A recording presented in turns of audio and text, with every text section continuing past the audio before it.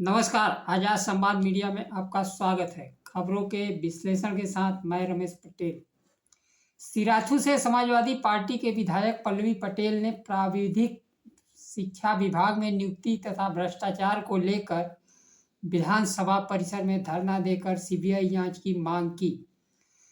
250 से अधिक पदों पर गलत तरीके से बिना आरक्षण के, बिना परीक्षा के 25-25 लाख रुपए लेकर उन्होंने आरोप लगाया कि भर्ती जाने का आरोप लगाया। 25-25 लाख रुपए लेकर भर्ती किया गया।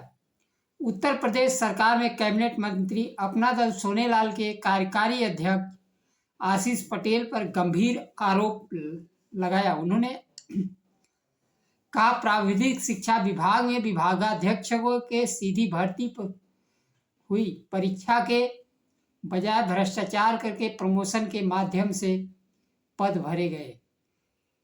इस मामले को जब विधानसभा में उठाने की अनुमति नहीं मिली तो विधानसभा परिसर में चौधरी चरण सिंह के प्रतिमा के समक्ष धरने पर बैठ गए। वहीं कैबिनेट मंत्री आशीष पटेल ने आरोपों को सिरे से खारिज तो करते हैं, लेकिन प्रमोशन में नियुक्ति और आरक्षण प्रक्रिया का पालन हुआ या नहीं यह नहीं बताते हैं। यह भर्तियां लोक सेवा के चयन परीक्षा से भरी जानी चाहिए,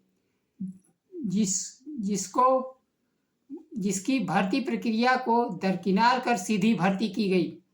कुछ दिन पहले केंद्रीय मंत्री प्रिया पटेल ने 69,000 शिक्षक भर्ती में आरक्षण घोटाले पर प्रदेश के मुख्यमंत्री योगी आदित्यनाथ को पत्र लिखा था। केवल पत्र लिख देने के बाद अपना कर्तव्य पूरा कर ली। आरक्षण वर्ग के अभ्यर्थी आज भी वहीं पर हैं।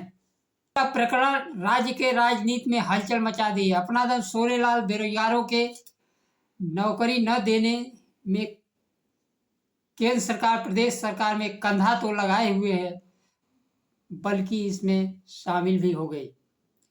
राज्य और देश के स्तर पर दलितों, पिछड़ों को नौकरी न देना पड़े, अभ्यर्थियों को एनएसएफ कर दिया जा रहा है। देश के विश्वविद्यालयों में केवल जवाहरलाल नेहरू विश्वविद्यालय में 400 पदों पर दलितों, पिछड़ों को एनएसएफ पिछले 5 साल में किया गया। हजारों पद पर एनएसएफ कर दिया गया पूरे देश में। पल्लवी पटेल ने इस मुद्दे को जमीन पर ले जाने की तैयारी कर ली है। विधानसभा के अंदर मुद्दा उठाने का 2 बार प्रयास पल्लवी पटेल ने किया। एक बार तो आधा अधूरा बोल पाई, लेकिन वह मुद्दे को दोबारा उठाना चाहे तो अध्यक्ष महोदय के द्वारा परमिशन नहीं मिला।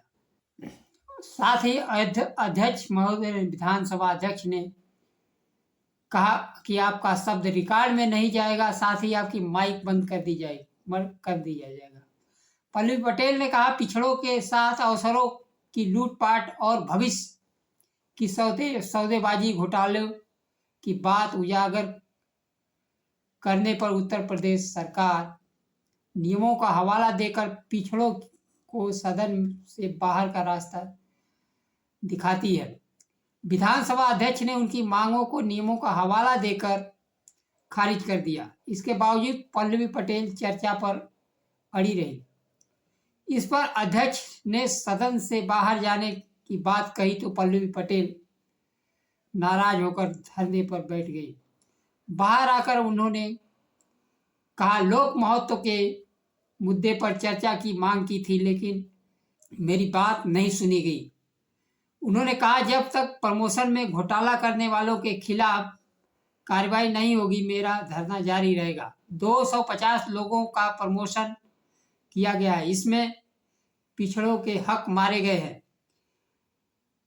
अगर यह आयोग से भर्ती होती तो दलितों, पिछड़ों को आरक्षण का लाभ मिलता। उन्होंने कहा, पदोन्नति में बड़ा खेल हुआ है। आशीष पटेल के बारे में पूछे जाने पर उन्होंने कहा, मैंने किसी का नाम नहीं लिया है। चोर की दाढ़ी में तिलका। मंत्री जी खुद विधवा विलाप कर रहे हैं, मुझे उनके बारे में कुछ नहीं कहना। उन्हें नियुक्ति के बारे में बताना चाहिए। गोल गोल जवाब देने के बजाय नियुक्ति पर श्वेत पत्र जारी करना चाहिए कि यह प्रमोशन के द्वारा हुआ है या परीक्षा के द्वारा। पल्लवी पटेल की मांग है कि मामले की जांच कराकर दोषियों के खिलाफ कार्रवाई की जाए। दलितों पिछड़ों के आरक्षण पर घड़ियालू आंसू बहाते हैं आशीष पटेल और केंद्रीय मंत्री अनुप्रिया पटेल, और नियुक्ति प्रक्रिया की पालन वह स्वयं नहीं करते हैं, उनका मंत्रालय, उनका विभाग नहीं करता है। केंद्रीय मंत्री महोदय कह रहे हैं मोदी जी कहेंगे तो मैं इस पद से इस्तीफा दे दूंगा। उन्हें केंद्र को इस्तीफा देना या राज्य सरकार को, यह उन्हें खुद ने नहीं पता। जवाब तो दलितों पिछड़ों को देना होगा, क्योंकि इसमें हकमारी, आरक्षण घोटाला दलितों पिछड़ों का हुआ है। प्रधानमंत्री जाति जनगणना और आरक्षण के खिलाफ भारतीय जनता पार्टी सरकार में किसी भी नियुक्ति में आरक्षण प्रक्रिया का पालन नहीं किया जा रहा। अब दलितों पिछड़ों को अपनी आवाज मजबूत चाहिए और पूरी नियुक्ति प्रक्रिया निरस्त कर नए सिरे से परीक्षा के माध्यम से भर्ती होनी चाहिए, जिससे शिक्षित बेरोजगारों को परीक्षा देने का अवसर मिलेगा, साथ ही नौकरी करने का भी अवसर मिल सकता है। इस लड़ाई में पल्लवी पटेल के साथ दलितों पिछड़ों को मिलकर आवाज उठानी चाहिए। नमस्कार, जय संविधान।